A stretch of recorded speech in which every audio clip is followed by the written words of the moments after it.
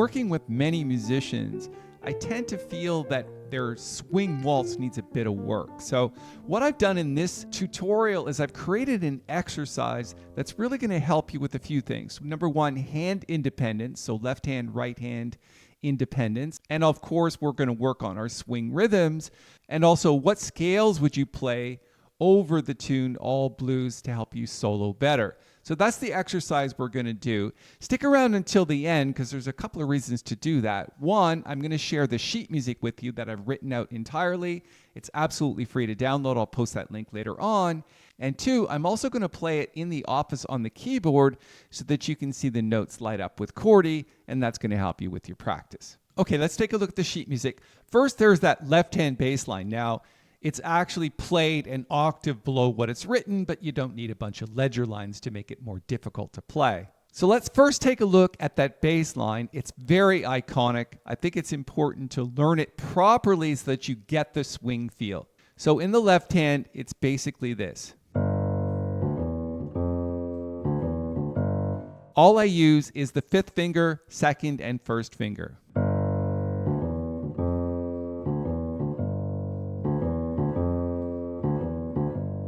Now, try to remember to put the accent on the and of 3.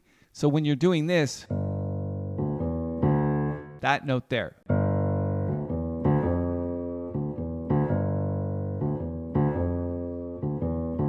Now, that's a bit of an exaggeration, but that's basically where the feel sits. Then what you want to do is add the right hand to that. Now, all I've done is written out a dominant 7th scale for G7. There's your flat 7, but then coming down the scale, I've written this grace note in there, which is right here. And that's really going to help you kind of get the feel of swing. So let's play them together.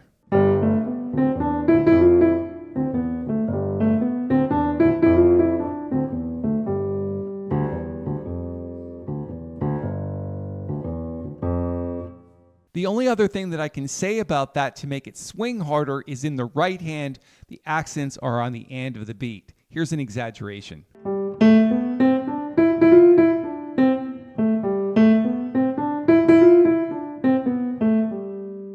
And of course, putting the two hands together depends on how progressed you are at the piano, but I think it's a fairly easy exercise to do, but it's definitely going to help you with your swing.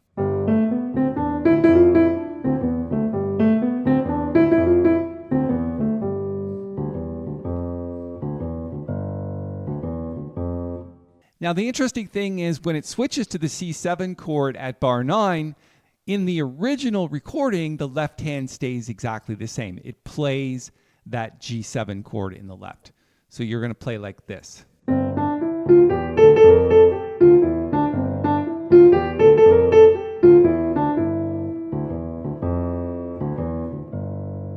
So I've scrolled down to the last 8 bars. You've got 2 bars of D7 sharp 9 and then 2 bars of E flat 7 sharp 9. So the scale that I put in for those is basically D7 and then switch to E flat and then a passing note, which is the F sharp, which isn't really part of the E flat 7 scale here, going back to G7. All right, let's play that.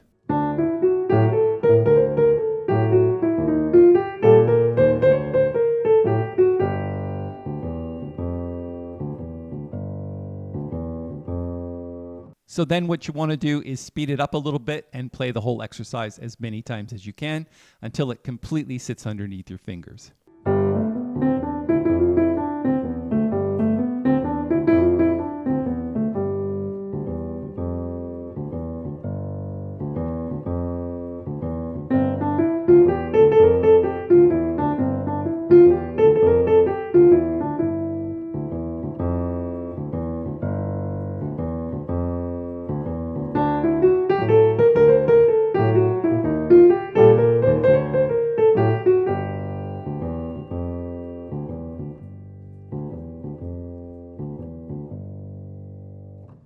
All right, let's pop over to the office. I'll play it on the keyboard so that you can see all the blue notes light up with the app Chordie. When I'm done that, I'm going to post a link to the sheet music, so stick around for that. It's free to download.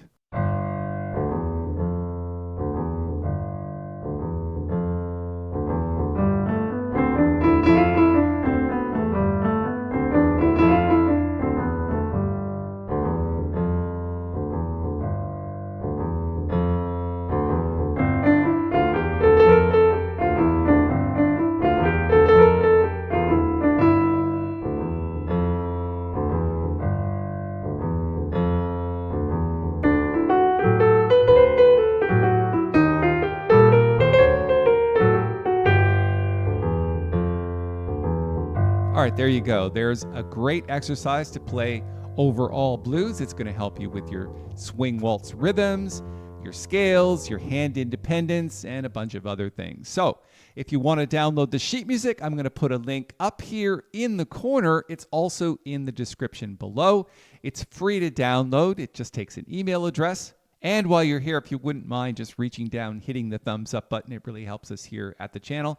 And if you'd like to make a comment or you have any questions about today's exercise, then please post that in the comments below. And if you're looking for more tutorials on how to play better swing blues, I've got several of them. You might want to check out this one next.